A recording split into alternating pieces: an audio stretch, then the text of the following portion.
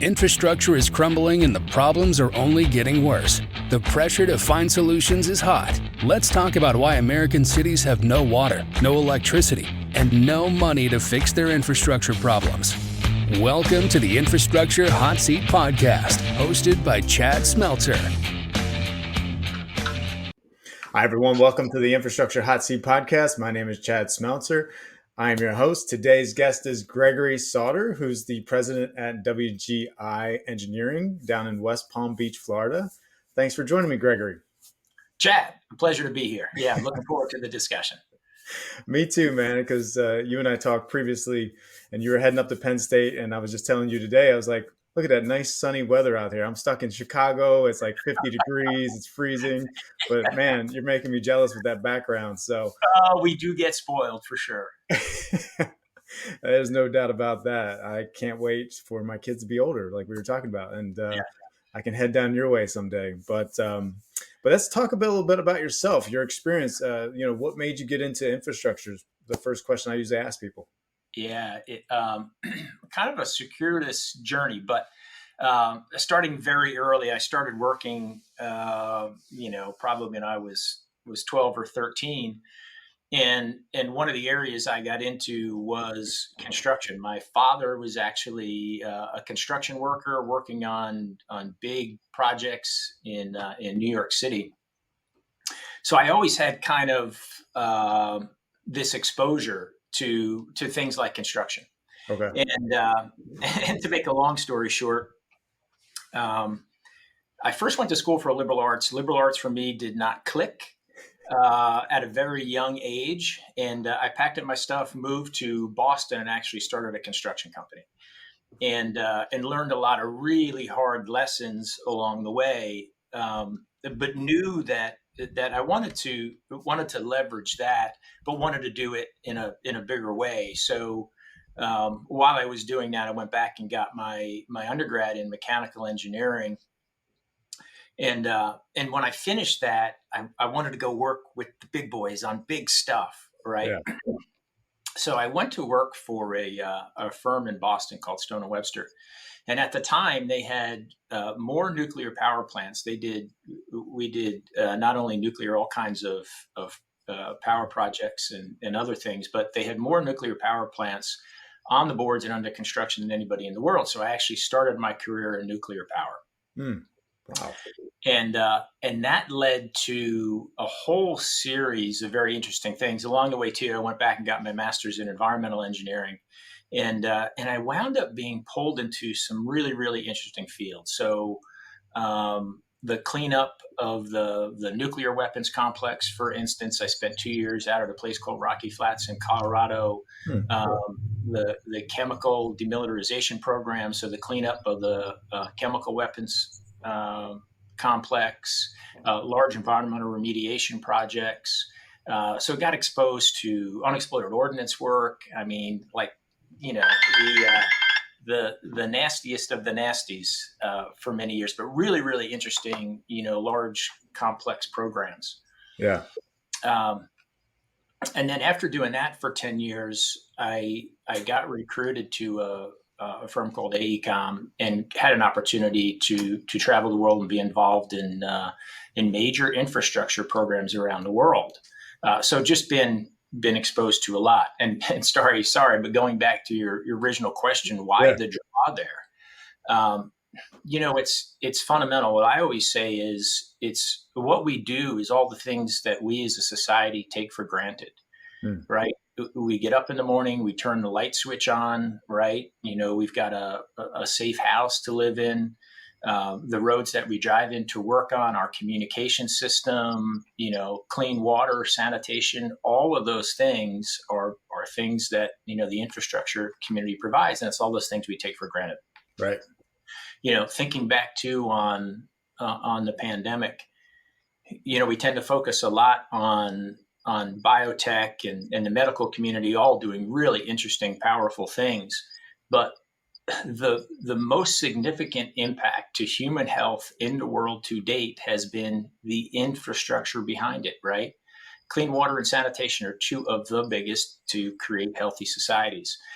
So it's those things that have always drawn me back into, infrastructure and the significance of it. And it's really, it's a major part of our economy, but it's also the piece that provides that backbone for the economy to work, right? So just really important.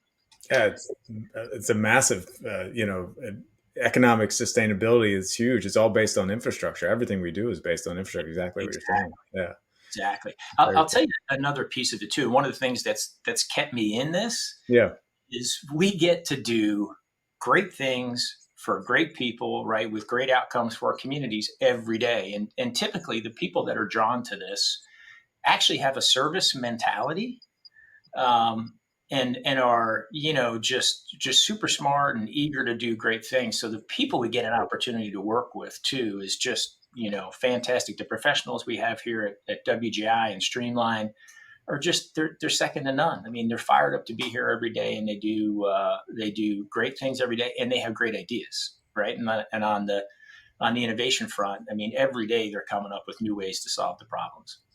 that's got to be amazing having a team that basically you've brought on to your organization that have the same kind of mindset you do, and you all have the same culture. That's got to be fun to just watch everybody grow. Yeah, for sure. In fact, you hit on a really important word there on the culture side, right? So one of the things that I spend a lot of time on is the culture of the business. It's just that. Like we we a lot of times we talk about too that we are going through, kind of a digital transformation. With so much happening in the innovation and technology space, we constantly have to be retooling and thinking about how we do things different. And it's really causing us to take a step back and look at everything we do, both Mm. internally and how we deliver for clients. And that has to be part of your DNA, right? We have to have a culture of innovation, a culture of change, and a willingness to always be thinking about different ways and better ways to do things. So yeah, that's a big part of it. Yeah, and we have so much opportunity now with all this digital AI stuff that's coming out. I'm sure we're going to get more into it, but we Yeah, can really inspire our employees. I always talk about this: get them out and talk about the infrastructure project they're working on. Illustrate it, put them in a video, have these podcast yeah, conversations, stuff like that. It's yes. always one good way to get them out exposure. Well, I'll tell you, Chad, we tend to be pretty shy about that, Yeah, and our folks, you're absolutely right. We don't talk about it enough. There's so much happening, and again, I think the significance of it to society, we don't think about that part. We're just thinking about getting the job done. But we do need to talk about it more. And one of the reasons for that too is we need more people coming into the field. mm, And our kids coming up through middle school and high school and going into college are not, so many are not thinking about the opportunities in this space, right? Because it's just never been presented to them. So we need to do a much better job on that too.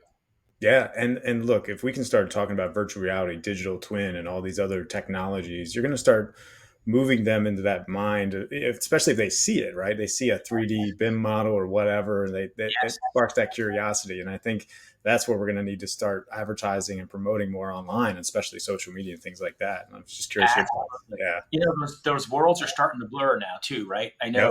know, my son's 18 years old, and he spent a fair amount of time gaming, right? But the gaming world now, when we talk about digital twins and visualization, 3D models, it's not a far leap, right? Right. Because they have an appreciation for the power of those tools, wanting to be involved and engaged in that, learning those. Well, it's not a big leap to go and do that for the built infrastructure. So yeah, those worlds are starting to come together. Yeah, I think it's amazing. I look at these avatars now. I was telling my wife we were talking, and she's like, "Check out this avatar," and that thing looks so identical to like Yeah, us. It's kind of yeah, creepy, but it is it, kind of creepy. it's like, how do you know what's real and what's not? Now, what's going to be the future, right? Yes. It's going to be Yes. No. interesting. And so that's what's going to be interesting too, is some of these things we don't have walls around yet. We don't understand kind of where the borders are. Yeah, so it's going to be the future, and it is going to be really, really interesting. The other part of it too is it's just moving so darn fast. About it. The things that we are talking about now. So we just finished at WGI last Friday, a week ago today.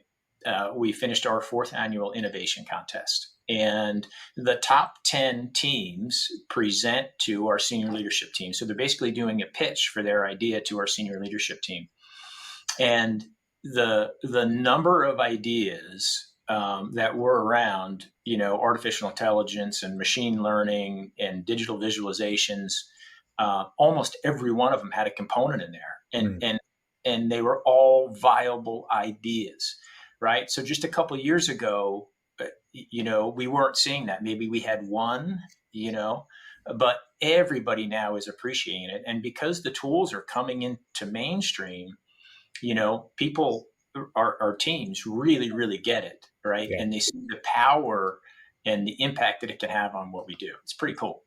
It is really cool, and it's one of those things that I'm excited to see which businesses adopt to these digital transformations and which ones won't, because it's a competitive advantage right now if you start to like you're doing, right? You're building your culture on top of digital transformation. You're going to compete in a much higher level than someone that's still traditionally stuck in blueprints, for example, paper-based systems, legacy systems. It's going to be a big advantage for businesses like yours in the future. That is absolutely our goal, Chad. It's and it's not easy. Right. And it's one of the things that we talk about with our teams all the time is, sometimes it can be hard because we've got a job to do, right? We've been doing things a certain way for a long time. And as an industry, we've been doing things pretty much the same way for a long time. And it's hard to switch gears because you're really then, to a degree, trying to change the plane as you're flying it. And that's where the cultural piece comes in, getting us to think about this in a very different way. But it is very hard. We do see it as a really, really important strategic advantage for us. I believe too, we've got an advantage with our size because we're around 700 associates, and so large enough to have significant capabilities and mass, but small enough to be very agile. Yeah. That also gives us, a big advantage. Yeah. I can't wait to see how this all transpires at WGI. It's going to be really cool to watch. And with your leadership, and your vision already, as I looked in your background, like where you're kind of seeing things in the future, that's going to really help your company grow and just embrace that digital transformation that's coming. I appreciate that. We're trying hard. Yeah. So another question. Yep. The construction business experience that you had, I want to kind of go back, since we were futuristic. Now we're going back a little bit. I want to talk about construction experience. You said you were in a construction business. Yep. What was that like? And I would imagine that was, several years ago. What was that like for you as, learning the construction industry? Yeah. It was painful. I loved it, right? Because I love I love working with your hands. I love seeing things get done. Yeah. And it can be very satisfying, seeing a project through. But I was naive, right? So I learned a lot of hard lessons, and I had to put food on the table. So it was a real eye opener on the significance of getting things right the first time, because I had many projects that did not make any money early on, right? Because I didn't have the experience, I didn't have the knowledge, I didn't have the best practices down, and back then, there was no such thing as Google and YouTube. Right. So you had to learn the hard way, right? Either by other folks that had been there before and done it, or the occasional book. But books were always out of date, Right. to a degree. So it was a challenge. I was going to school full time and running the business full time. So it was a grind. It was an absolute grind. I look back on it, and I wouldn't trade it. But I also wouldn't wish that on anybody else either, Right. Would Yep. you not recommend, but would you envision that engineers should probably go through like a construction experience out in the field before they kind of get their PE? What's your thoughts on that? Yeah, I would say, especially for civil engineers Yeah. or transportation engineers, or folks in that field. Um, Absolutely. I'll give you a little bit of story. The first nuclear power plant I went into, I had been seeing plans for months, right? And I was a mechanical engineer, so I was doing a lot around piping at the time. And to see something on a set of plans is one thing. The first time I did a field walk down at the plant and went into this room, which they called a pipe chase, which basically means it's a place where all the pipes run into and then go up to a different part of the plant. And and on a drawing, it's real easy to make a change, right? And move something, add something. You walk into one of these pipe chases, and I'm talking hundreds and hundreds and hundreds of pipes of all different sizes coming in, being crammed together, and running up to another part of the plant. You have a whole different appreciation for what it really means, right? It's so different than what you see on paper. And to your point, yeah, absolutely. Seeing something on paper and envisioning it, and then seeing how something really comes together in the field and how hard it is, right? This whole notion too of constructability. Yeah. All right, we can do a lot of things that you can get the physics to work out, right? So you can do the calcs and say, yes, this will do its job, but then it's a whole other thing to ensure that it can be constructed in an efficient manner. Yeah. So yeah, absolutely. Yeah, that's Yeah. great example and great story. It gives different perspective. That's one thing I've heard a lot is like, engineering, design, specifications, and then it gets off to construction and build, and then everyone's trying to put it together because it didn't make sense when it was written versus what was supposed to be done out in the field. There Yes. wasn't enough room or whatever. Yeah. But that's a lot of what happens, and I feel like that experience in the field would go back into the planning and design phase, where you could just implement that knowledge, the intellectual knowledge that you built from out in the field to that spec. Yeah. And also, I think it's just too an appreciation for those folks who are spending every day in the field trying to make it happen. Yeah, it's a grind. So anything we can do to make that part easier, it's going to be a more successful project. Yeah, especially nowadays with the labor shortages and stuff like that. We deal with mental health and all these issues now. We're hearing with construction Yes. people. What's kind of your insight on some of that stuff you're hearing? Yeah. So it's all true, right? So the whole industry, starting with the engineering side, the client side as well. Yeah, Here's another challenge that our clients are also, our municipalities, our state entities and agencies, they're all struggling for good talent. We don't have enough folks coming into the industry at any level.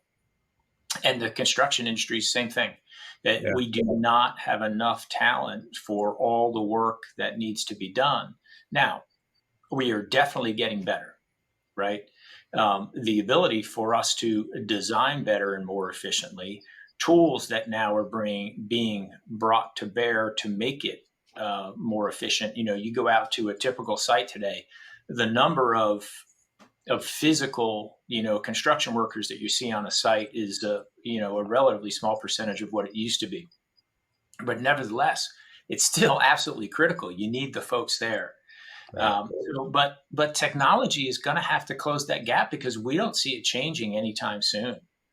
And if we think about the infrastructure that's already in place in the country, and the fact that we're already behind on the maintenance, replacement, or the new infrastructure that's required because of growth and or degradation in infrastructure, there's already an incredible backlog. Not to mention, here in the state of Florida, 1,000 people today are moving to the state, right? So you think about the infrastructure that has to be put in place to support that. So that's the new infrastructure piece. And then you've got all this existing infrastructure.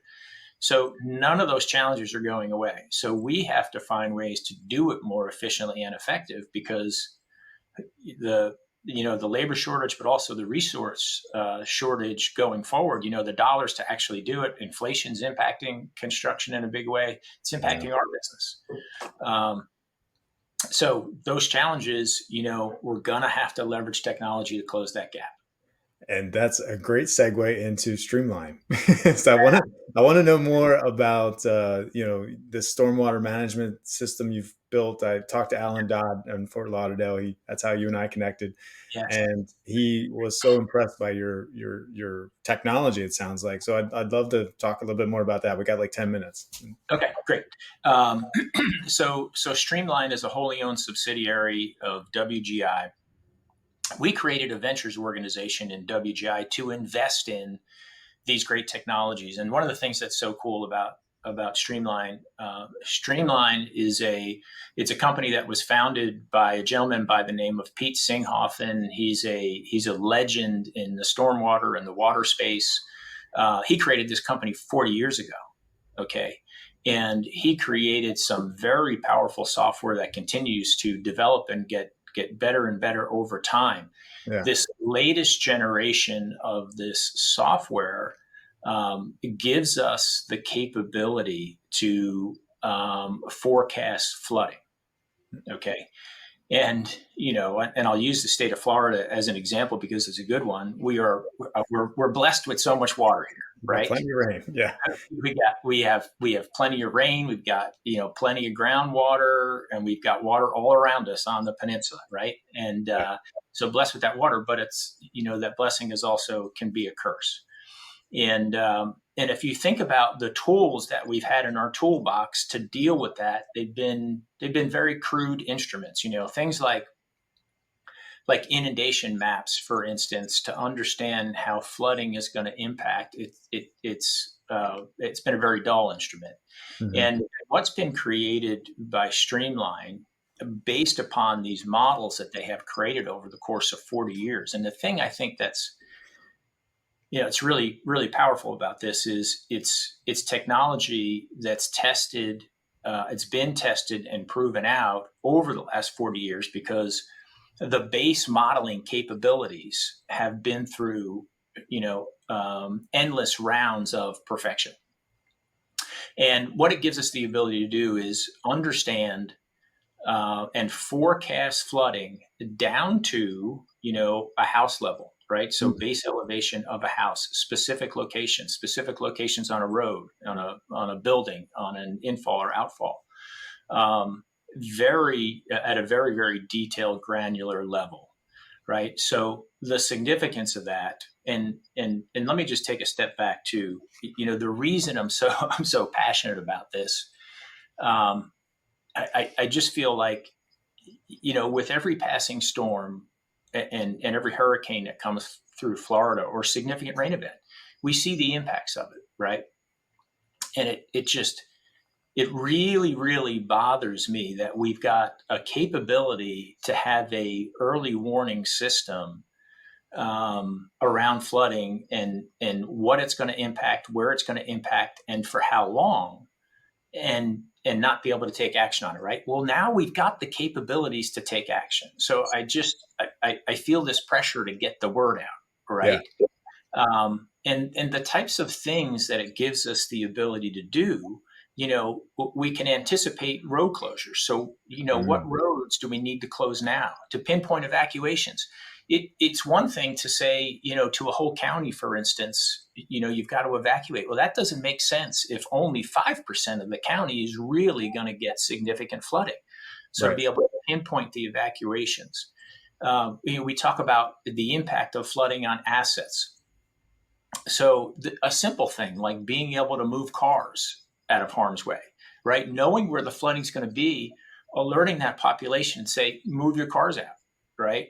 Understanding too, where we've got opportunities for smart sandbagging, right? Or temporary flood wall deployment, right? So you can't do those things everywhere, right? You can't, we can't put a flood wall around the whole county, but what we can do is know those places that are going to be impacted in a given event and take action. Also too, we've got some incredible water infrastructure in the state. it gives us the ability then to be proactive, right? Say so to lower lake levels, to start pumping water out of certain locations to prepare for that water that's going to be coming into the region and give it a place to store it. It also lets us be very thoughtful with our emergency responders. So, giving them the information they need to know where they can deploy resources in advance of that flooding and the types of resources they need and how long the flooding, what's the duration of the flooding. We've got the ability to know that. So these are things that can really change how we think about and respond to flooding. And the real-time flood forecasting system at Streamline gives us the ability to do that. I love this. This is exactly what a lot of, everyone in the country, municipality-wise, needs to be able to predict where these floods are going to happen. It saves millions and millions of dollars if you can really move people out of the way and save lives too. These are huge impacts. Yeah, that this type of technology could have. What I'd like to know is, how are you trending the data, and what type of instruments do you use to predict how this is gonna flood over time? Because I would assume that you have to have some type of baseline to collect information to understand how the system works during maybe a light rain versus a heavy rain. Do you trend the data? How's that work?